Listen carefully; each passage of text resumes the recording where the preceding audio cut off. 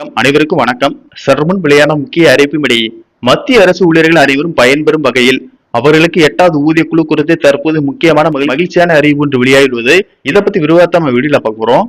வீடியோவை கடைசி வரைக்கும் ஸ்கிப் பண்ணாம பாருங்க. வீடியோல போறதுக்கு முன்னாடி இந்த வீடியோக்கு லைக் பட்டனை பிரஸ் பண்ணுங்க. இப்போ இந்த சேனலுக்கு முதல்முறையா வரீங்கன்னா சப்ஸ்கிரைப் பட்டனை பிரஸ் பண்ணுங்க. அப்படியே பக்கத்துல இருக்கக்கூடிய பெல் ஐக்கான் பட்டனை பிரஸ் பண்ணுங்க. வாங்க வீடியோக்குள்ள போகலாம். மத்திய அரசின் சுமார் 50 லட்சம் ஊழியர்களும் 65 லட்சம் ஓய்வூதியதாரர்களும் ஆவலோடு எதிர்பார்த்து கொண்டிருக்கும் 8வது மத்திய ஊதிய குழுவின் அமலாக்கம் குறித்து தற்போது முக்கிய தகவல் ஒன்று வெளியாகியுள்ளது. வழக்கமாக மத்திய அரசு 10 ஆண்டுகளுக்கு ஒருமுறை புதிய ஊதிய குழுவை அமைத்து ஊழியர்களின் சம்பளத்தை மாற்றி அமைப்பது வழக்கம். அந்த வகையில் 7வது ஊதிய குழுவின் அதிகாரப்பூர்வ பதவிக்காலம் டிசம்பர் 31, 2025 உடன் முடிவடைந்தது. இதனைத் தொடர்ந்து 8வது ஊதிய குழுவின் பரிந்துரைகள் ஜனவரி 1, 2026 முதல் அமலுக்கு வரும் என்று எதிர்பார்க்கப்பட்ட நிலையில் மத்திய அரசு 2025 நவம்பர் மாதத்தில் இந்த புதிய ஊதிய குழுவை அதிகாரப்பூர்வமாக அமைத்தது.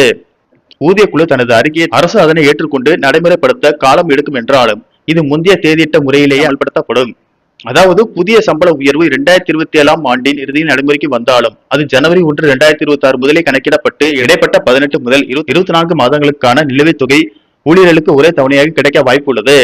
தற்போது ஊழியர்கள் சங்கங்கள் 3.83 என்ற பிட்பன் ஃபேக்டரை அமல்படுத்த வேண்டும் என்று வலுவாக வலியுறுத்தி வருகின்றன. அரசு இந்த கோரிக்கையை ஏற்கும் பட்சத்தில் ஊழியர்களின் ஊதியத்தில் மிகப்பெரிய மாற்றம் ஏற்படும்.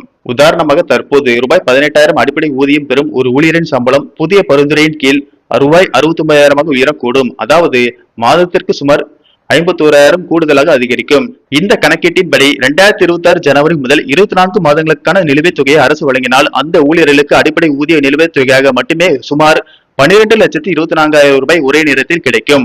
ஒருவேளை இந்த நிலுவைத் தொகை 18 மாதங்களாக குறைக்கப்பட்டாலும் அந்த தொகை 9,18,000 தாண்டும் என்று கணக்கிடப்பட்டுள்ளது. நன்றி, வணக்கம்.